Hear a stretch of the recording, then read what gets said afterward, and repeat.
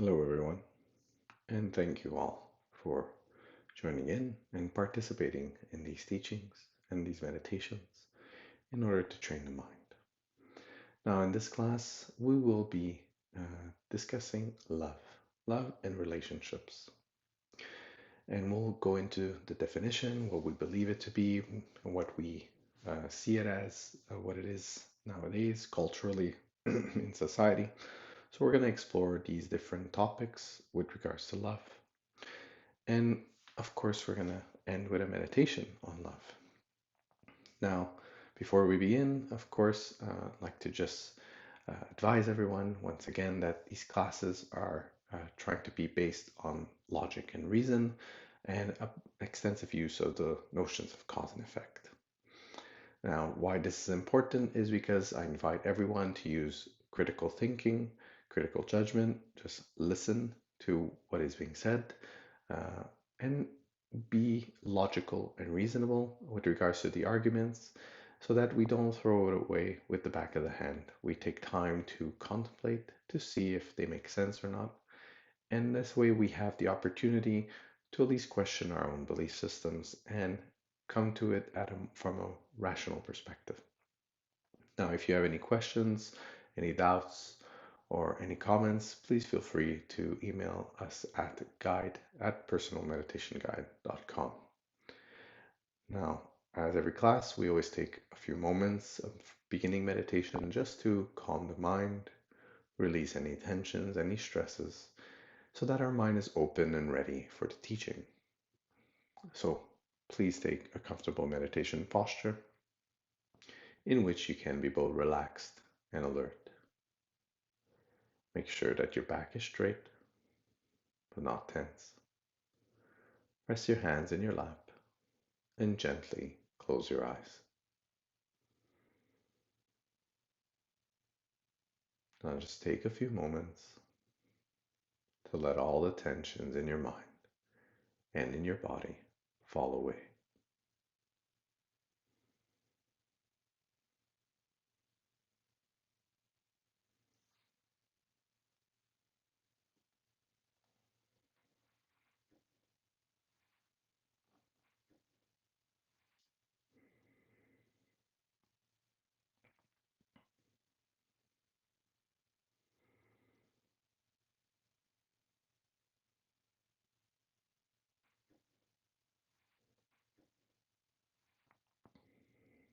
And now bring your attention to the sensation of the breath at your nostrils. Feel the air pass through your nostrils as you inhale and exhale. Feel the friction of the air. Bring your mind solely on this sensation and let every other thought or feeling dissolve. Let the feeling of the breath pervade your mind. And if your mind wanders or becomes numb, then just bring your mind back gently and peacefully to the sensation of the breath.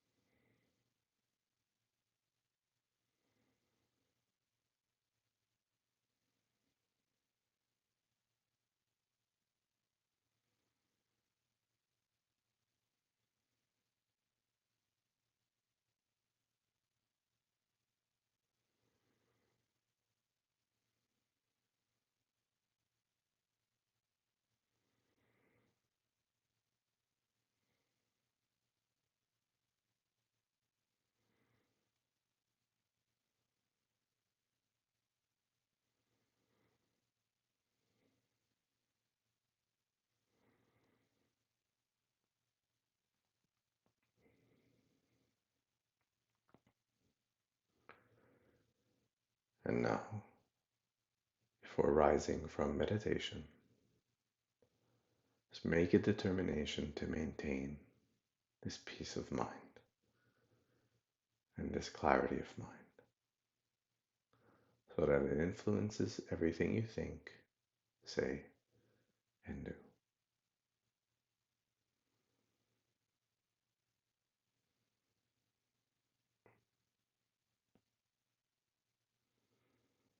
And now you can gently rise from meditation.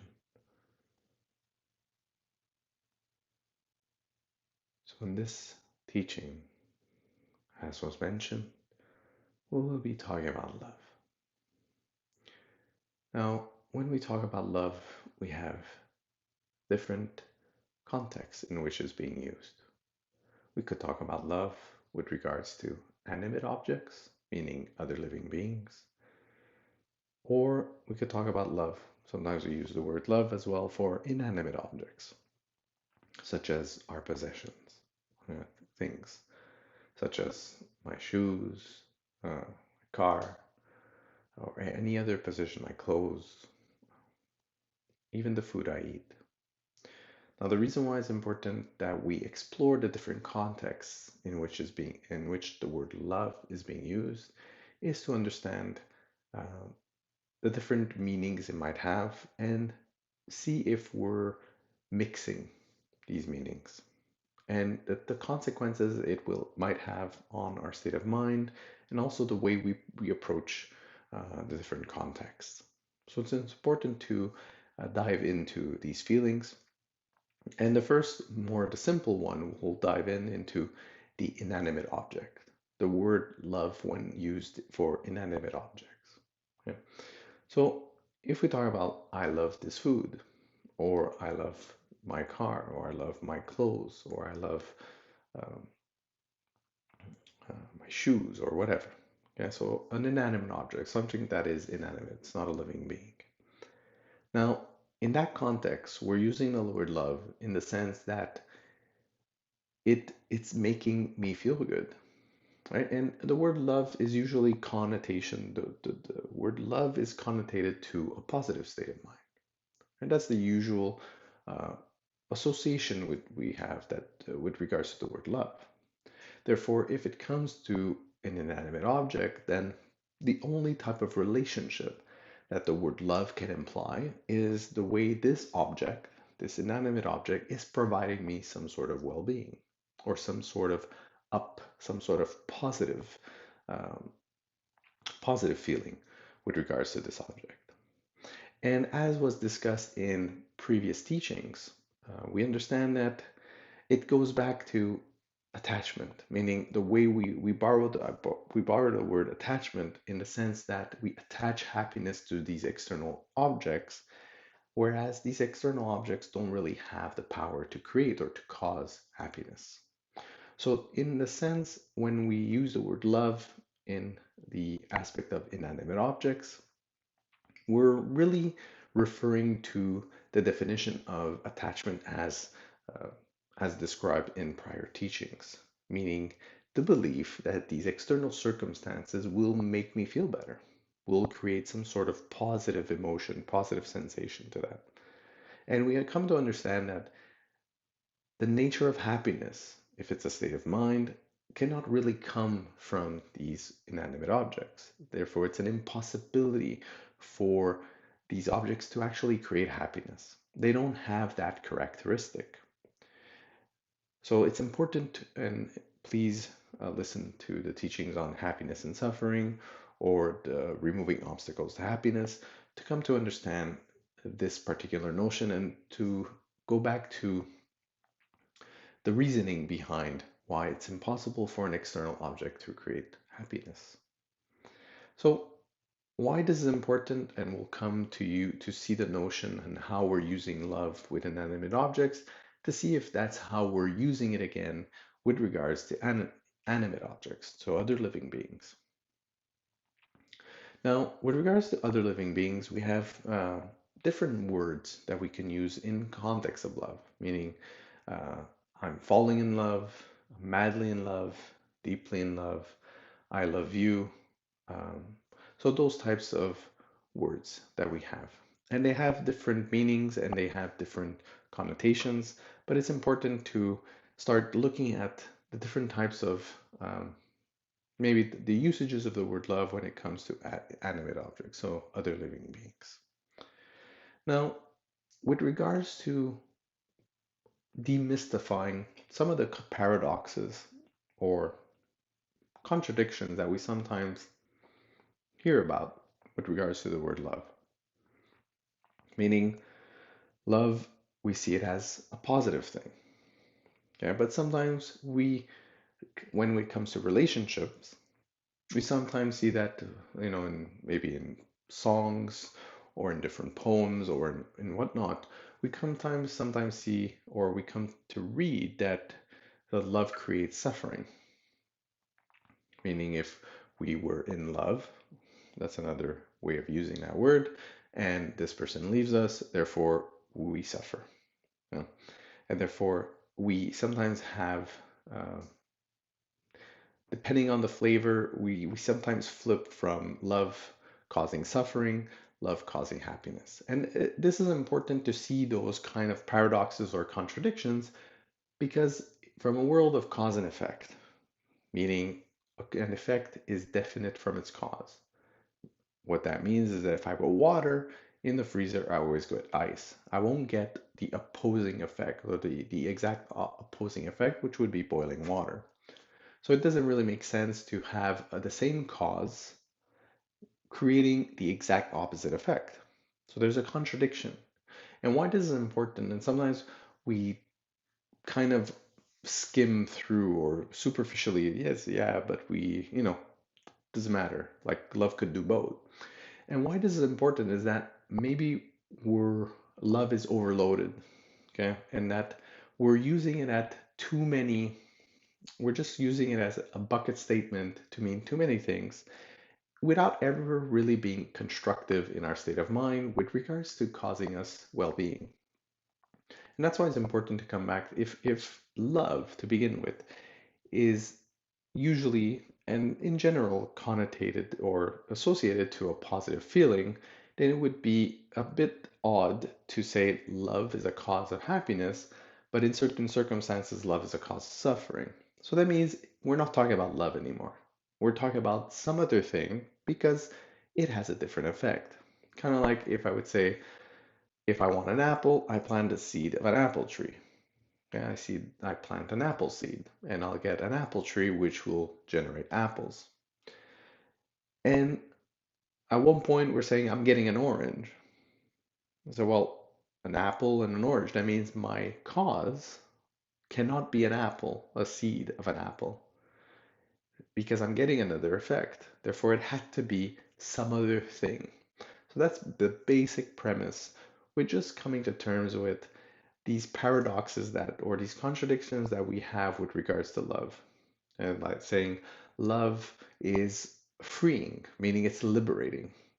But at the same time, we say no, love is like a cage where it's like very, let's say in a relationship, and it could seem very daunting and very prison-like.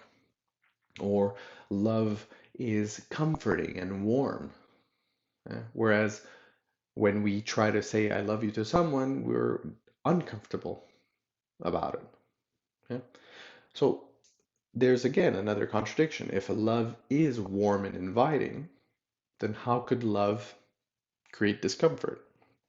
So that means maybe it's something else. And we're going to reserve the word love to mean only the positive portion of things, and therefore the negative side of things has to be some other state of mind. It has to be another feeling, and we're going to come to another word for it. And this is very important to center these so that we can develop actual love. Yeah. And this is important. And we're going to come to a new definition where let's redefine love in a more positive way that it always creates the right effect, meaning the effect of well being and happiness. And we're going to find out what the other one is. So we have to come to explore where we're kind of using love to mean all these overloaded things, which in reality serves no purpose. Yes, because we're not talking about love if that's the case. If the effect of what we're talking about could be suffering or happiness. So that means it's not the same thing at all. So that's why it's important to always come back to the notion of cause and effect. Because everything that is produced, every produced thing is caused, has a cause, basically. And that's a very good, if you want to contemplate further on that topic, please take time and try to think of things that are produced that doesn't have a cause. Okay? Basically, it's an impossibility. So all produced things have a cause. And all produced things, all effects, have a definite relationship to their cause. Kind of like apple seed, apple tree. I won't get an orange from an apple seed, okay? And vice versa. And if I repeat the cause, I always get the same substantial effect. Meaning, if I plant the seed of an apple tree, I always get apples. I won't get something else. If I put water in the freezer, I always get ice. I won't get the opposing effect or something totally different. So if I repeat the cause, I get the same effect. So therefore, in the context of love, if I repeat whatever it is that we're going to define love to be, if I repeat these states of minds and I act according to this intention, then it should always create peace of mind and happiness. Whereas the other flip side of things, if I do act on it, if I do maintain this state of mind, I will create suffering. And it's important so that we understand the definiteness with regards to the cause and its effect. Yeah. And that means if I repeat the cause, I always get the same effect. It won't flip on me. So that's a good indication that our analysis is on the right direction to say, maybe I found the right cause because if I repeat the cause, I always get the same type of effect. Okay? So, love. How could it be?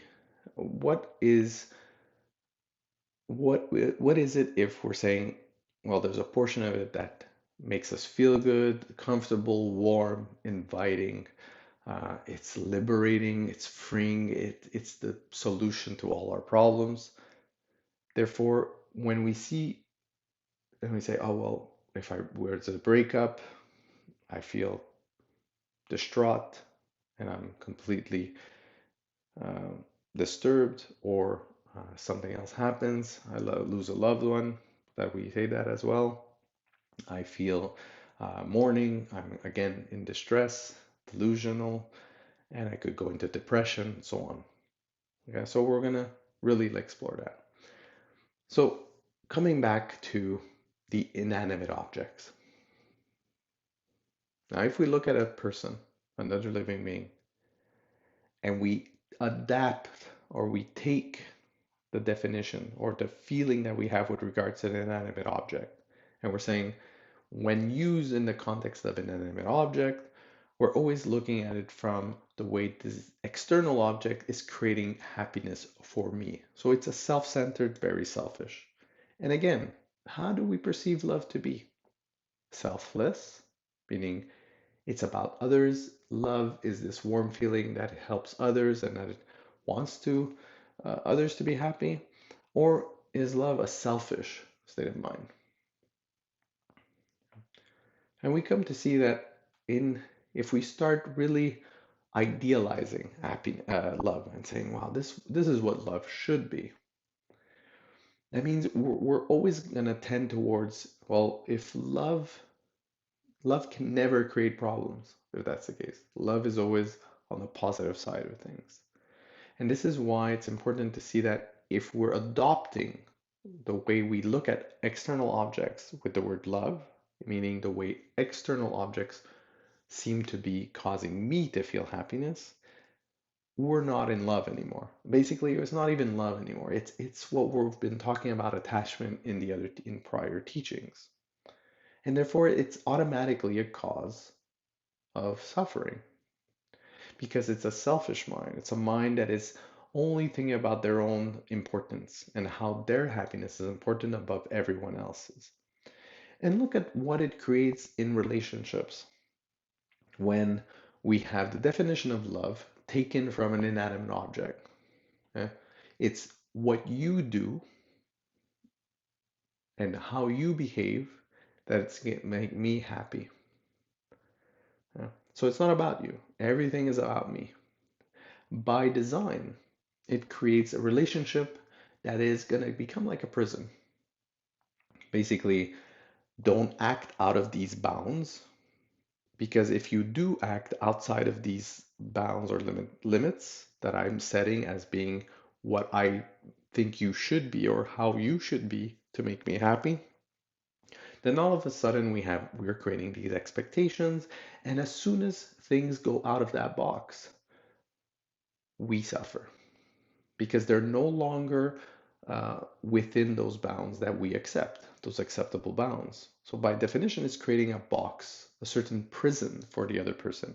It's going to be very clingy. It's going to be very imprisoning as a relationship because it's like, don't touch this, don't do this, don't talk about this, don't.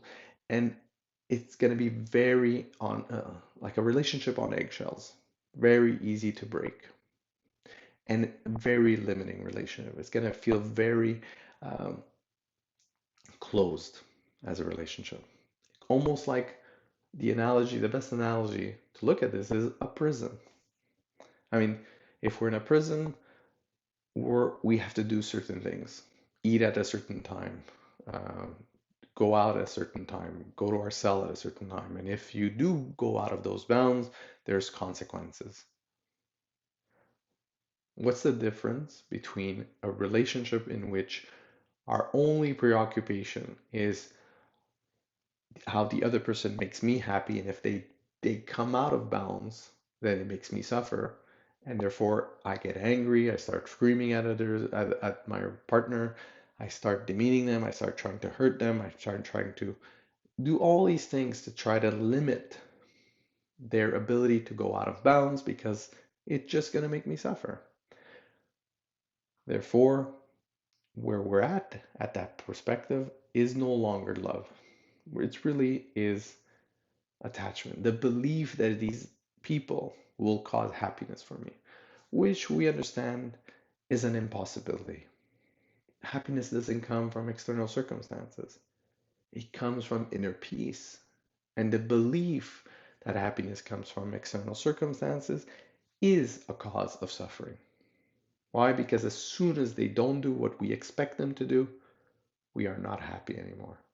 So our happiness is fragile and it's in the control of someone else. We're giving away our control, our ability to be happy to someone we have no control over. We can't control others.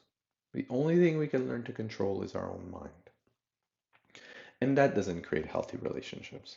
If both partners are that way, then we fall into expectations, jealousy, anger, and all those negative states of minds that it can create, and toxic relationships.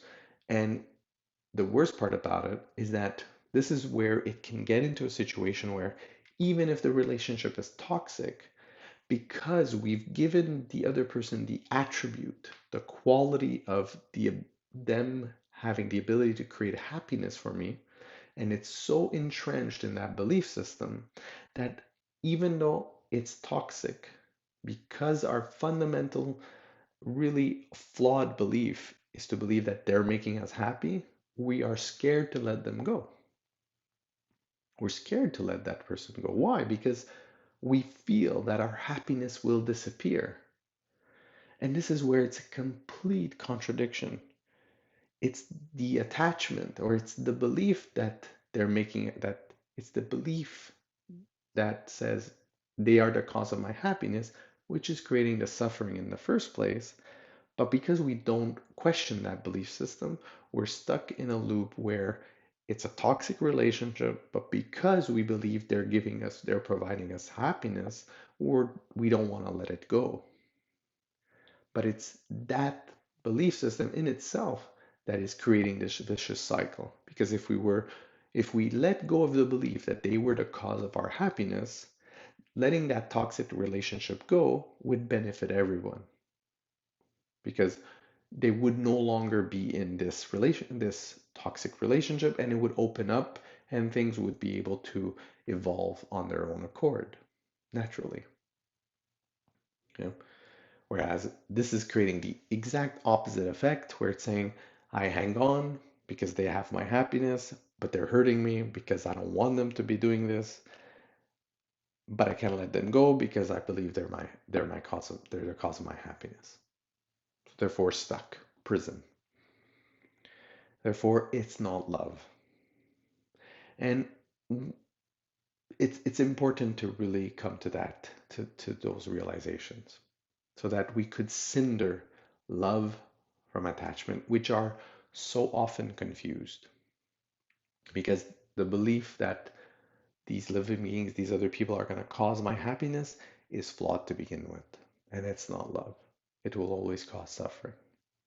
So it's important to see how, uh, and if we want to go further into that, to reserve the word love to where we're going to is the opposite of that. So, not to use love in the context of inanimate objects, because the only relationship, the direction of the relationship that it could have is only from external in. Otherwise, it doesn't make sense to even use that word. And if we're adopting that same mindset with regards to people, it's not love, it's attachment. We'll call it something else so that we understand that that is the cause of suffering, and we understand that if we keep repeating it, it creates suffering all the time. Therefore, it follows the law of cause and effect. So then, where this comes to is like, well, then what is love? Like, what is love defined in a way that will cause us to create happiness every single time? And you'll see that attachment is what's creating discomfort when we're trying to say, I love you to someone else. Why is it uncomfortable if it's coming from a belief system that love, the way we're using love, is actually attachment? Why is it creating that discomfort if trying to say, I love you to someone else? Because it's like we're saying, here, I give you my happiness. You are responsible for my happiness.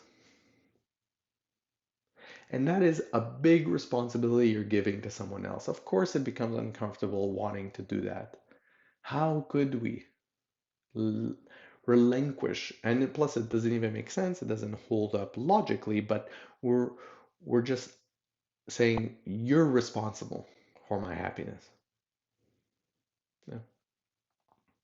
Of course, it becomes hard to do that because we're saying, well, you're responsible. So saying I love you is an extreme responsibility we're giving to someone else, and that's why it's so difficult for us to even say I love you. So it's important to explore that and what's happening in our mind when we're trying to say I love you to someone else. And sometimes it's hard to verbalize this, and that's why we have these teachings, is to try and verbalize these different feelings that we might have in our mind.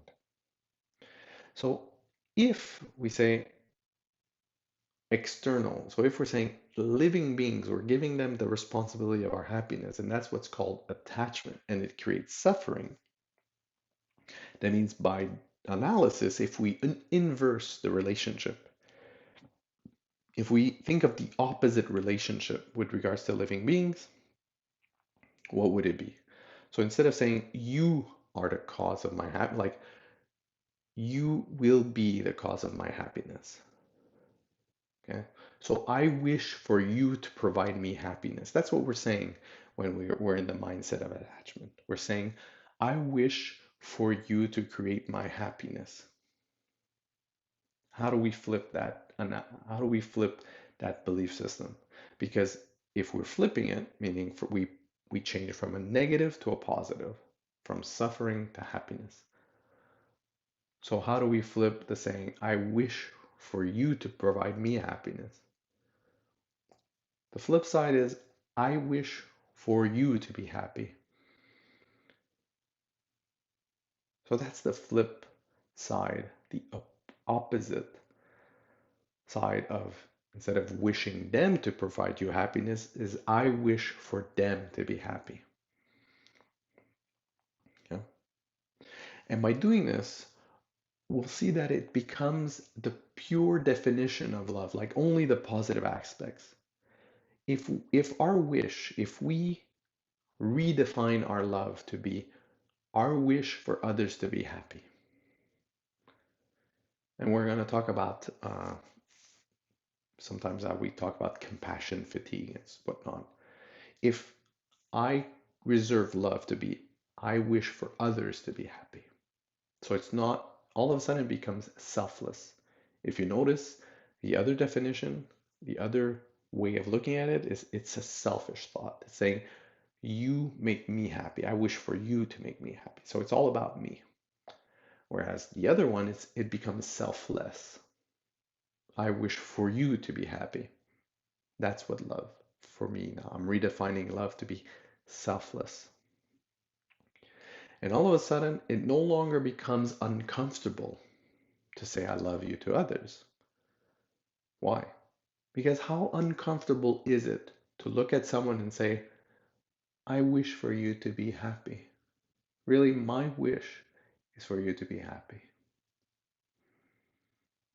If we redefine love to mean that for us, we will no longer feel uncomfortable. Now, unfortunately, if we don't share the same definition across people, we can't just say I love you to everyone because people will misinterpret the word love because they're interpreting it a different way. So in that case, we could just use the full definition, the full wording, and say, I wish for you to be happy. It no longer becomes uncomfortable to do that. Why wouldn't we wish those around us to be happy? And all of a sudden, it becomes warm and inviting as a feeling. Why? Because if we meet someone and our mindset is wishing them to be happy, their happiness is important. I wish for them to be happy. Our mind is already more open. It's no longer judging. It's no longer closed. It's no longer creating a prison.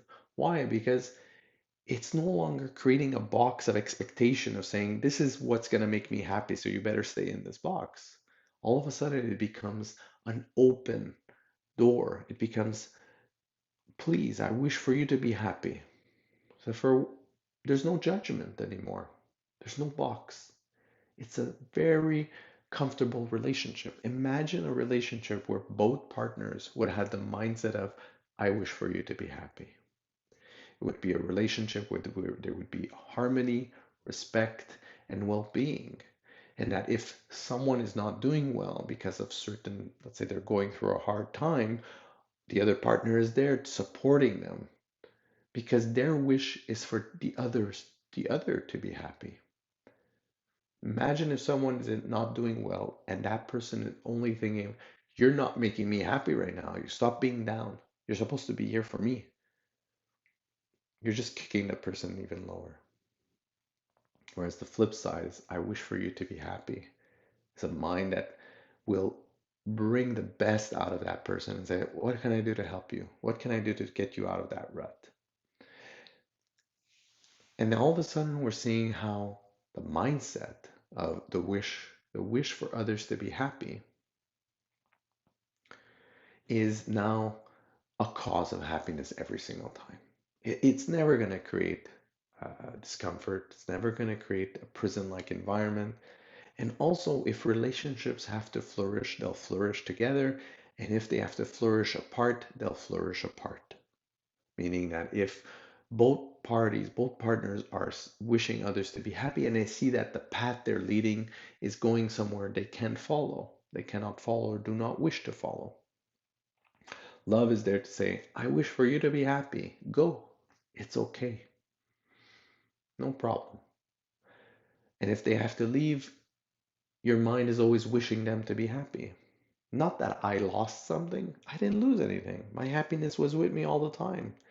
I never lost my happiness. I can never lose it because I'm keeping it in my mind. Love makes that clear and says, I'm happy. I'm at peace. I want you to find that inner peace. Go. It's okay. Go where you need to go.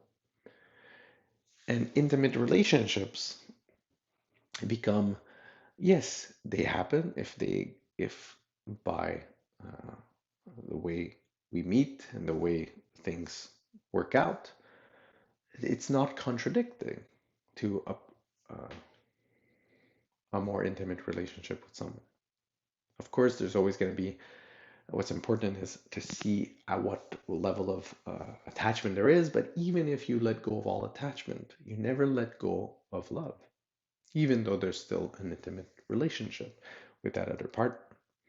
And all of a sudden, there's no more contradiction either with using the word love with our children, with our parents, with our friends, anybody. It becomes equal.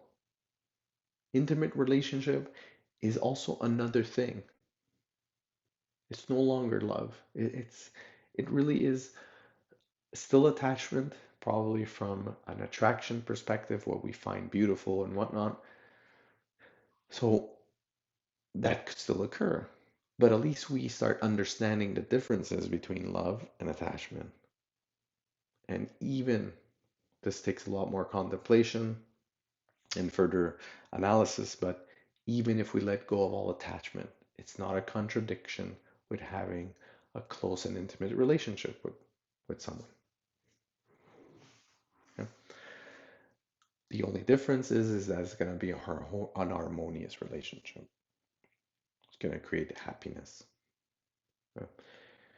And we could see that this is fundamental to just well-being or harmony in a society, in not only close relationships, but also bigger relationships, such as work colleagues, just community, people in your community, uh, no matter where you are.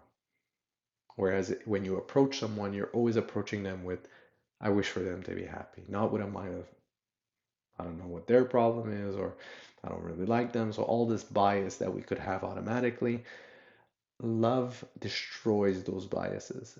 Love in the sense that if you maintain the wish for others to be happy, by definition, your biases will automatically be destroyed. You won't have biases. It doesn't matter how you are. It doesn't matter how you label yourself. I wish for you to be happy. Yeah, it's always a warm, inviting state of mind. It never creates a problem. And what's important is that why the confusion between attachment and love is a very important distinction to make is because wishing others to be happy relies on the wisdom of knowing where happiness comes from. Why? Because if we wish others to be happy and we still believe happiness comes from external things, what are we going to be doing? We're going to be running around trying to make everything external perfect for that other person or for everyone around us, which kind of is doesn't make sense. It's like happiness is an internal state of mind. It comes from inner peace. Therefore, wishing others to be happy is not about providing material things because we know that that is not the cause of happiness. But if you keep both, meaning you wish for others to be happy, but you believe that happiness comes from external circumstances, you're going to end up in a hole, in what we call a compassion fatigue, or we're just going to be running around trying to please everyone, and it will actually never work. Why? Because we can't actually make anybody happy. Just the way anybody else cannot make me happy, and external things cannot make me happy, vice versa. It works the other way around as well. I cannot make others happy, and things cannot make others happy. So, how do we enact the wish for others to be happy if happiness doesn't, if you can't even make someone happy? Uh, Basically, there's ways when it comes to the mind, we're guiding, just like these teachings are guides, but you have to do the work to find this inner peace. These teachings can't give it to you. They're only giving you a guide. But at one point, you have to do the work in your own mind and develop these states of minds. So basically, you're showing a door, but that's the most you can do. The other person has to go through that door to make it work. They have to put effort, but we could give them this fearlessness, this environment that is a bit more conducive for them to go through that door. Basically, it's the difference between there's the seed of the apple, and then there's the sunshine and the water and all the nutrients. The substantial effect, so the substantial cause for an apple is the seed. And circumstantial factors or causes are sunlight, water, and so on, nutrients. So basically, we could provide the sunshine, the water, whatever, all these things, these circumstantial causes. But the person at one, they have the substantial cause, meaning they have the seed and they have to nourish that seed for it to become an apple. So what we're meaning by that is that the substantial is seed is the seed to create inner peace, and then it's to for that person to walk and nourish the mind of inner peace so that it flourishes in their mind. The wish for others to be happy just creates that level, that playing field, and saying, look, it's okay, there's no judgment here. You're given the opportunity, but please look in your own mind. Inner peace is there, it's not in external stuff. And this is going to be extremely profound when in cases of distress. If someone close to you is in distress, emotional distress, wishing them to be happy is a first step in just being able to listen, being able to sit next to them without talking, just being there, present, and really listening to them. And showing them that you're a pillar of, a positive pillar in their life and saying, look, it's okay. It's okay. Things are gonna pass. We just have to look into your own mind. I'll help you refine that inner peace, but you need to work at it. It won't happen by itself. There's nothing I can give you externally that could actually give you that. I'll help you, I'll guide you. Please come, walk through that door. The wish for others to be happy gives us that intention, and it makes us act properly. Now, sometimes you do have to give something, kind of like an external thing, just to, you know, use an opportunity to have an opportunity to reach out to someone. But we understand that this is just a temporary diminishment of suffering on the other side. It's like putting a band-aid, but it never really cured the problem. Yeah. So that's why it's important to have love, the wish for others to be happy with the wisdom, understanding that happiness doesn't come from external circumstances and it comes from inner peace. So, this is how we can redefine love just by logical analysis of what's creating suffering, looking at circumstances where it creates suffering if we act a certain way or prison, and if we flip that mindset we could see that it actually causes happiness. It actually causes what we're looking for. And all of a sudden, we could see the potential of what we're calling love. This, when we say love is a solution or love, and all these sometimes they're so abstract. The problem is they never come down to the crux of it and say, well, what is love? What is a definition of love that could give rise to what you're saying?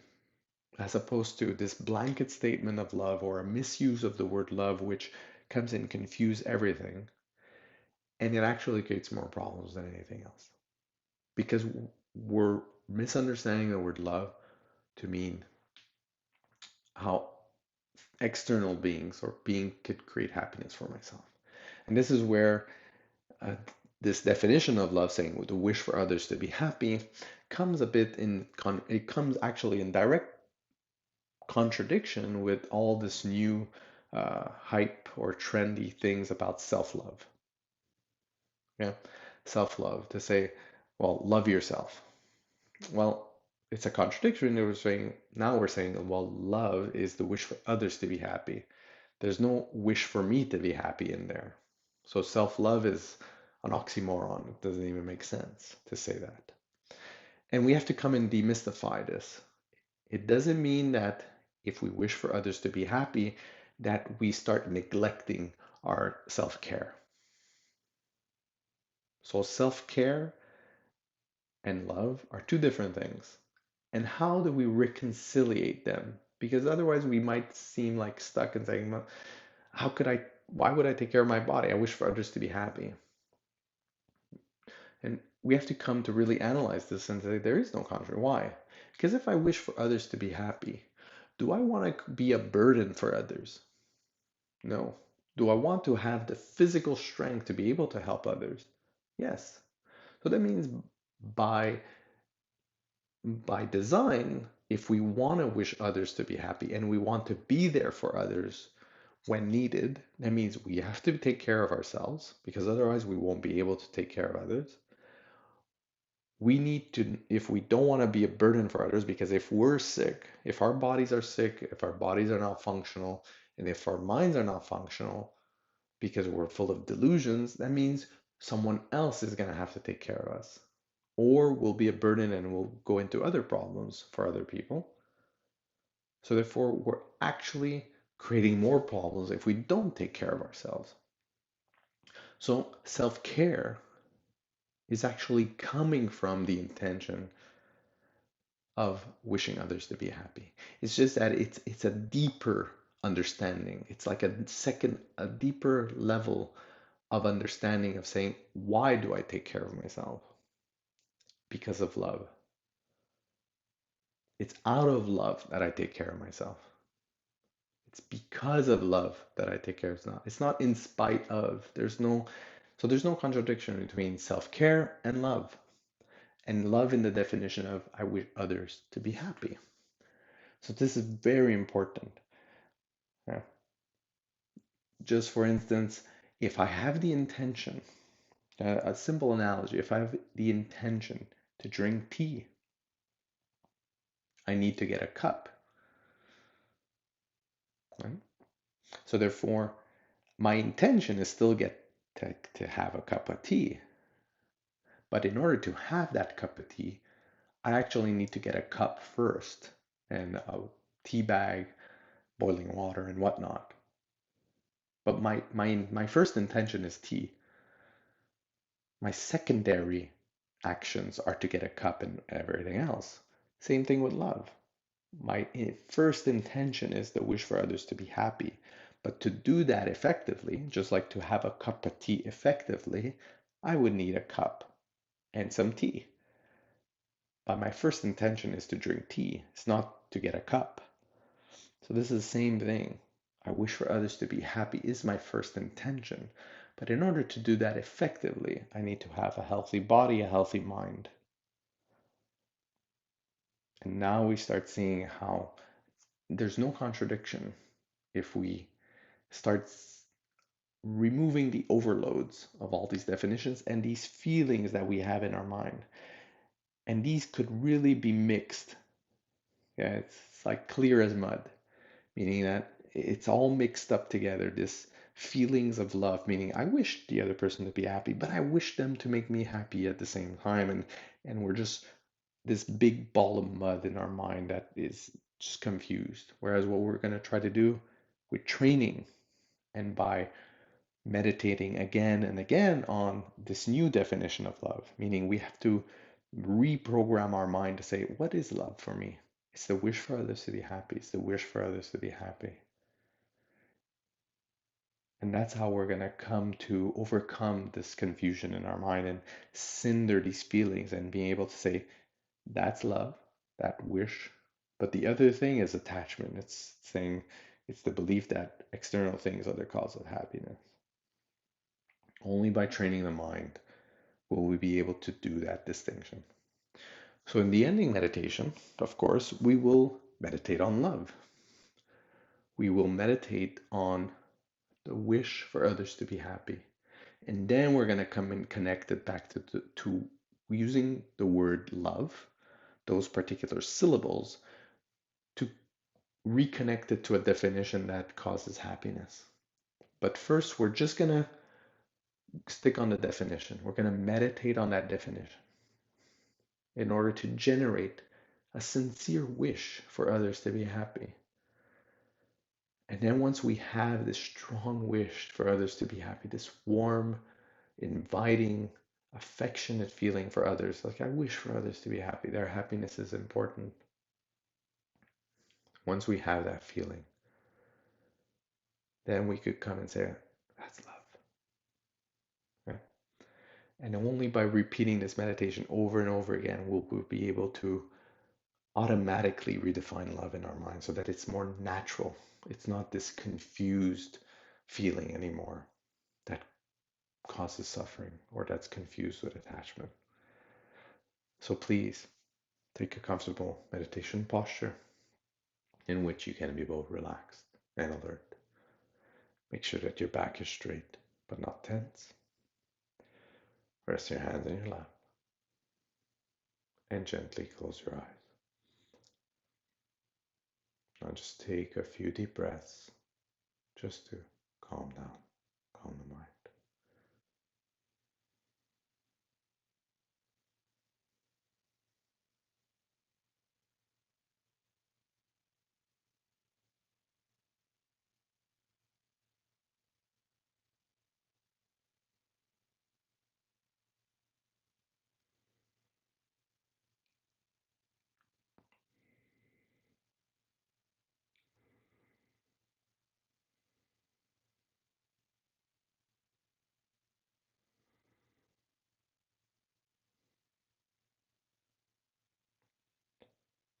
And now bring before you in your imagination those you care about, family, friends. It could be whoever you've seen that is suffering on television, going through some suffering. People that are homeless, without shelter, without food. Could be bringing before you those that are sick, terminally ill, in the hospital, children that are terminally ill, babies that are not doing well, or the elderly, refugees, immigrants, people that are in war-torn countries, or famine, countries stricken with famine, drought, fires. So there's a lot of different living beings that are suffering at the moment. So you could pick them all if you want, bring them before you, imagine one of each kind before you. See that they're suffering enormously. Some of them are suffering from discrimination, hate, just because people don't accept them. People think that they're different. But we're all living beings that wish to be happy. Everyone has that wish. Everyone has the wish to be happy and free from suffering. There is not one living being that doesn't have that wish. Take a moment to bring all these living beings before you. Imagine them. Feel their presence. See that they're suffering. They're not well. Their minds.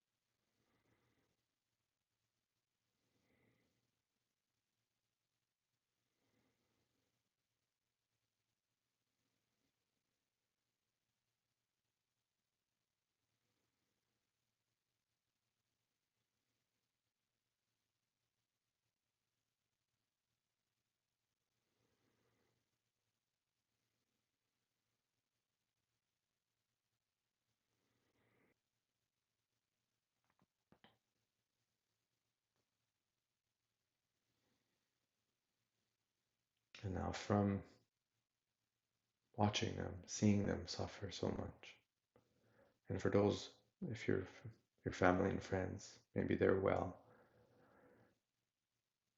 which is good. But now look at all these living beings before you. Feel for them. And now wish for them to be happy. Wish that their minds could be at peace, at ease, first and foremost. That they could find this inner peace and this inner strength to then be able to overcome their obstacles.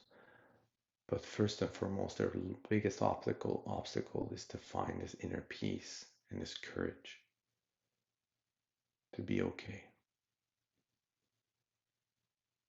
See that if they would find this inner peace, yes, they would still have external adversities, but at least their mind would not be in torment. They would not be tormented. They would try to do something, yes, for the external circumstances, but they would start from a peaceful state. So wish for them to find this inner peace, at least this calm in their mind, which is the starting point to external change. So wish them all to find this inner peace and this happiness, no matter their external adversities. And imagine that their internal torment, their minds, all these minds of all the living beings you have before you, they become peaceful. Their minds are calmer. They find this inner peace and this inner joy. So imagine that and wish from the deepest part of your heart, sincerely wish for them to find this happiness and to keep it, to maintain it, this inner peace and this happiness. Keep wishing that. And once you have that feeling in your mind, in your heart, that deep, sincere wish for them to be happy, and imagine them finding this happiness as well. Just keep wishing that happiness is important. And I wish for their happiness. Stay in that state of mind. Feel the inner peace it evokes. If your mind wanders, just come back to the imagination, their suffering, and how it completely just, their inner torments dissolve. Wish for them to be happy. Wish for them to be at peace in their minds.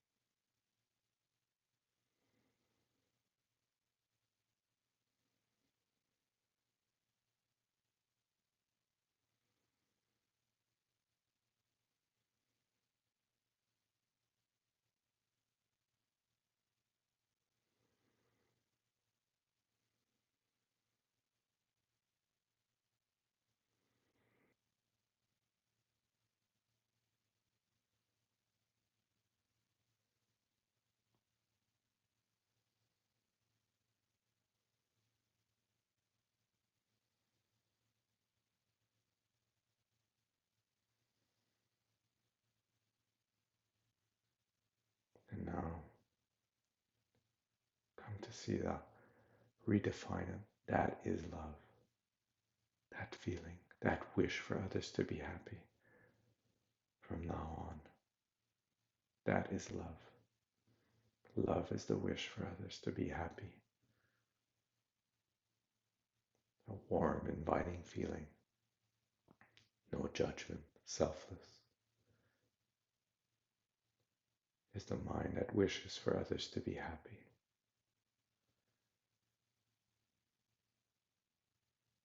That is my definition of love.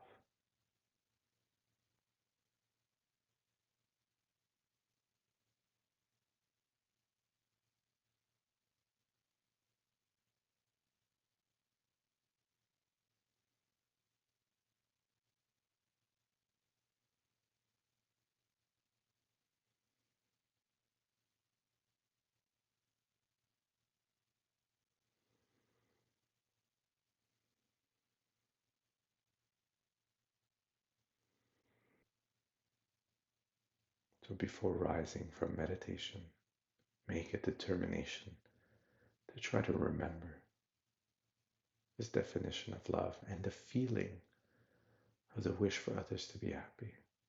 Remember this feeling associated to love. So make a determination, a decision to not forget, to redefine love. Love is this new wish for others to be happy.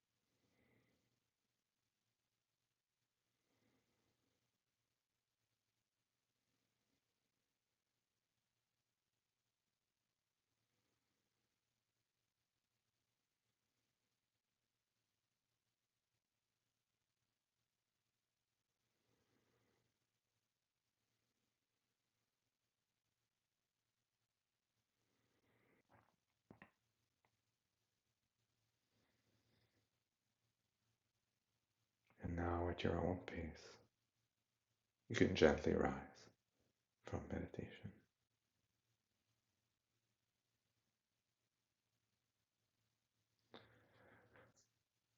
Thank you